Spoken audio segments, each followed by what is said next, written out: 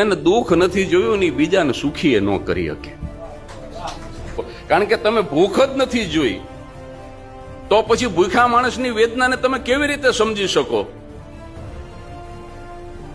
એટલે આ ન સમજાય એવું આ વિધાન છે. પણ મને એવું લાગ્યા કરે છે કે બીજાને સુખી કરવા માટે થઈને પહેલા ધરીને દુખી થાવ, પહેલી લાયકાત એ છે, તો જ બીજાને સુખી કરી શકશો.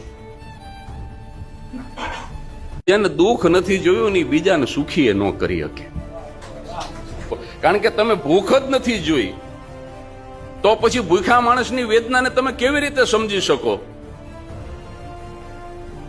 એટલે આ ન સમજાય એવું આ વિધાન છે.